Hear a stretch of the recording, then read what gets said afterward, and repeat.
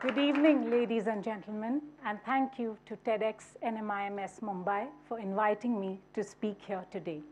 I am Kainaz Messman Harchandrai, and nearly 15 years ago, we started a dessert shop. Today, we have created a brand that is much loved across the country. I'm here to tell you a little bit about my journey from student to chef to entrepreneur, my successes and my challenges. I hope to inspire you all to dream big and to work hard to achieve those dreams. I also want to tell you a little bit about the reality of life in business, urge you not to wait for the right time to start things in life. I started with passion, honesty, and a work ethic. Everything else I learned along the way. So I'll just give you a brief background about myself. At the age of 16, I had a wonderful opportunity to go to France, and it is here that I decided to become a chef. I went as a Rotary Youth Exchange student to a small town called Albi, which is south of Toulouse. When I was there, Albi did not have much going on. It had a small school, a park, a football field, one cinema, a few stray restaurants and cafes.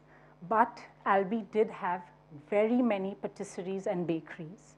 And it is here that I fell in love with the idea of owning my own patisserie and bakery with strawberry tarts, and it's where I began my love affair with bread.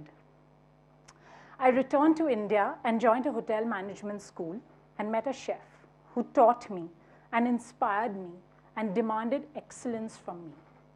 Chef taught me to master the basics of cookery, focus on the foundation, not chase the fancy stuff. Chef taught me to never stop learning and be a student for life. I proceeded to the Oberoi Center of Learning and Development, and it was at the Oberoi that I turned from student to chef. At OCLD, we learned to do things the right way, the Oberoi way. It was the gold standard for everything. I dreamt of becoming a chef, and the Oberoi group of hotels served this dream to me on a platter. And for that, I will always be indebted to them. I was recovering from a back injury at home when my family started encouraging me to seek my own fame and fortune. I said I would think about it and put it at the back of my head because I'm not entrepreneurial by nature. But the nostalgia of what I had lived with in France grew on me, and soon the seed that was planted when I was an exchange student gained momentum, and I guess we were on our way. We started nearly 15 years ago knowing how to bake cakes and little else. But running and growing a business is not easy. In fact, it is anything but. When we started, we did not have a business plan. We didn't know if we were going to recover the money that we were putting in. We just wanted a small shop that baked and sold the things that we ourselves like to eat. In hindsight, starting the business was actually the easy part. They say ignorance is bliss. Had I known how difficult the path ahead for me was going to be, I might have never embarked on this journey. When I was in hotels, I was used to making one product at a time in an air-conditioned environment with great equipment, unrestricted access to ingredients and resources.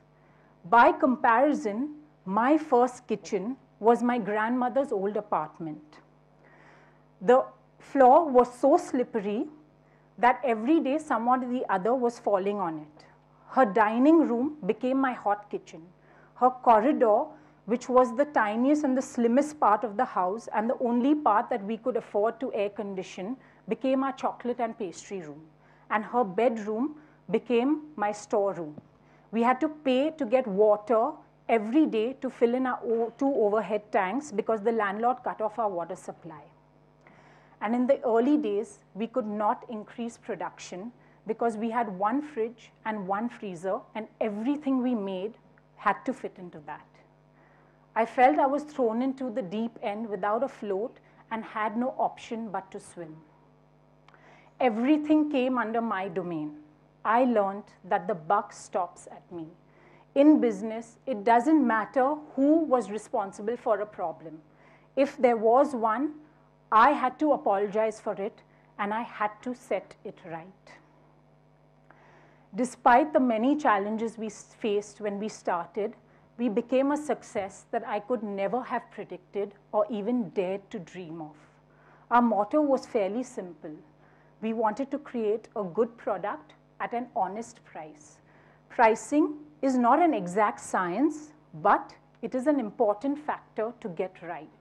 It is impossible to please everybody, but enough customers must perceive value in your product and your service.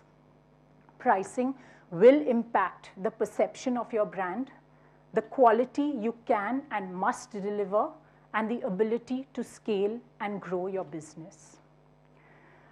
By nature, I like to please people. And so this has always been a motivational factor in driving the business forward. Often my sister has always told me that we are not in the business of making food. We are in the business of making people happy. I like to think that we serve smiles on a plate. But make no mistake, we work very hard for those smiles. After almost a decade in the business, we decided to expand outside our home city. Now, a lot of people told us not to do it as it would be a remote operation and we would lose control on our product and processes. The problem is that when people say no, I want to do exactly the opposite. And so, as a unit, we decided to proceed and we opened in a new city. For the first time in over a decade, we found ourselves in a completely new market, not knowing the trends and preferences.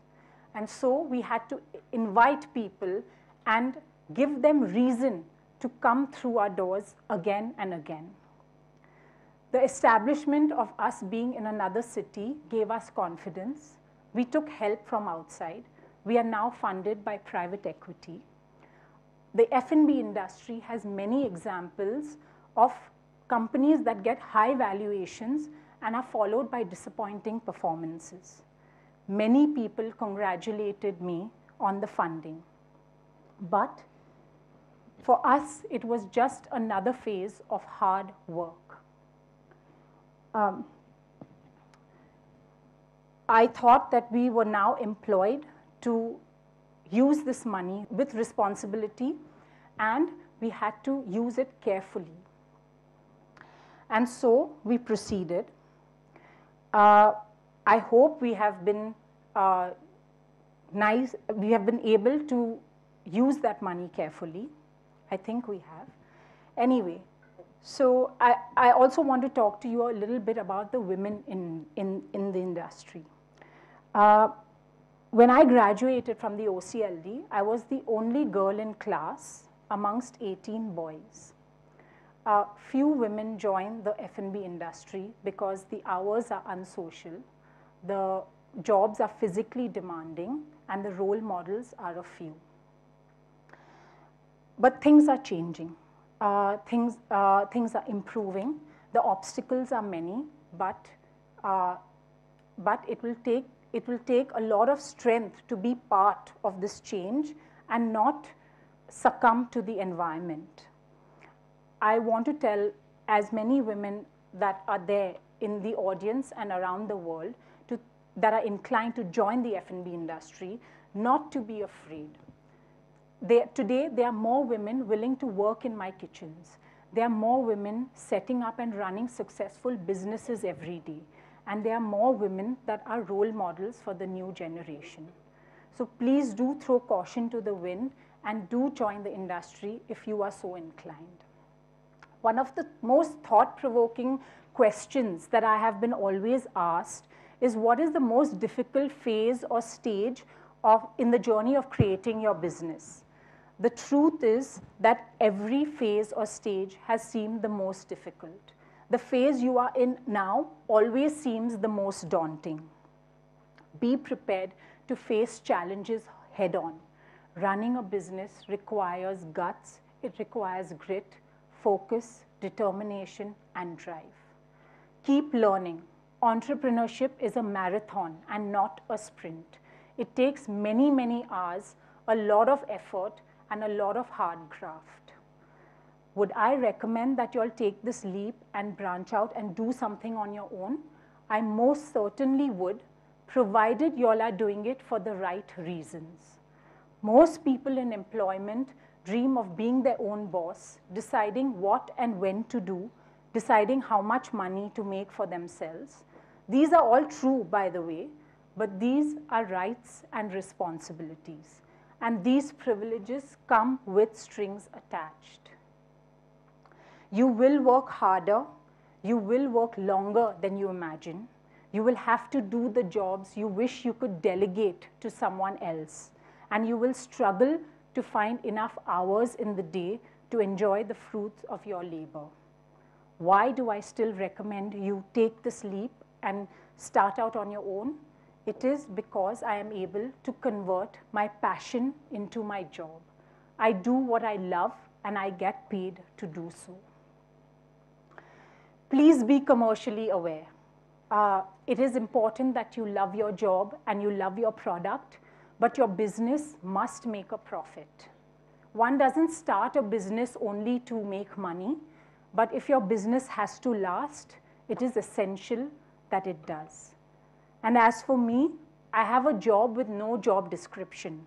I have one job, and that is to get the job done. I call myself a chef, but in reality, I am whatever my business needs me to be. My life is simple. My business is simple. I try to promise less and deliver more. I don't always get it right. I've made many mistakes. But if I don't, I try and set it right.